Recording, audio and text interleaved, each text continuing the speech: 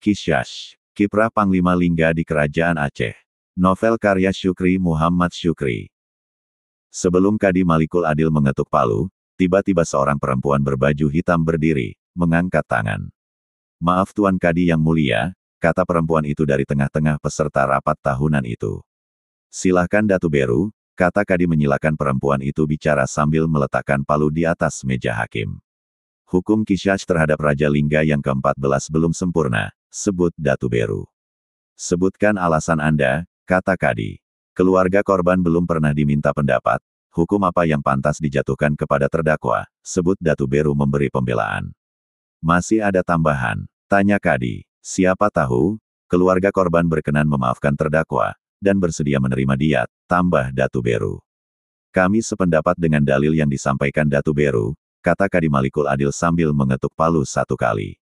Pendapat anggota majelis berbeda dengan pendapat Datu Beru, wakil rakyat Kerajaan Lingga dalam Majelis Penasehat Kerajaan Aceh Darussalam. Menurut perempuan itu, belum final vonis hukum Kishash terhadap terdakwa sebagaimana kesimpulan anggota majelis hakim. Pasalnya, Sengeda dan Datin Fatimah belum pernah meminta hukuman jenis apa yang pantas dijatuhkan kepada terdakwa. Selama 3 hari persidangan, hadirin hanya mendengar keterangan, bukan tuntutan dari keluarga korban.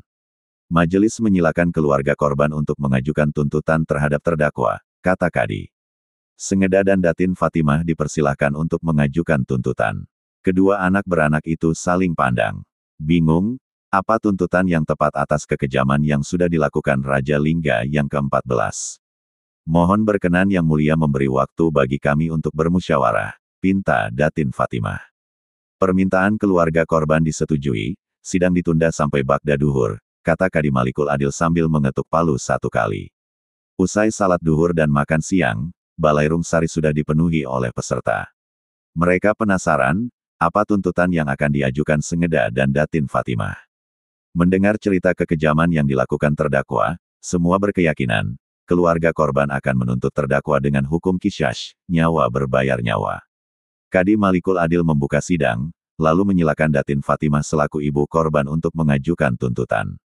Datin Fatimah menunjuk Sengeda untuk menyampaikan tuntutan. Sengeda memberi hormat kepada Sultan, kemudian melangkah ke mimbar sidang. "Saya dan Umi bersepakat memaafkan," kata Sengeda memulai tuntutan.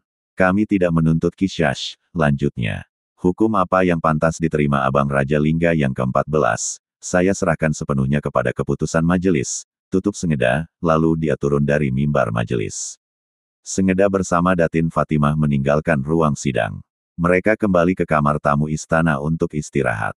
Datin Fatimah sudah mengikhlaskan kepergian benar meriah, makanya tidak menuntut Kishash terhadap Raja Lingga yang ke-14. Semua orang di sana terhenyak mendengar tuntutan Sengeda. Mereka tidak menduga, anak semuda itu ternyata memiliki hati yang sangat mulia. Sultan dan Kadi Malikul Adil ikut terharu. Mereka kagum atas sikap dan pandangan sangat dewasa dari seorang pemuda yang masih belia. Majelis harus bekerja ulang, merumuskan putusan yang adil bagi Raja Lingga yang ke-14. Anggota majelis kembali membentuk gelungan di sudut timur Balairung Sari. Mereka berbisik-bisik dan berdebat merumuskan keputusan yang tepat. Sampai akhirnya, mereka menyerahkan secarik kertas kepada Kadi Malikul Adil.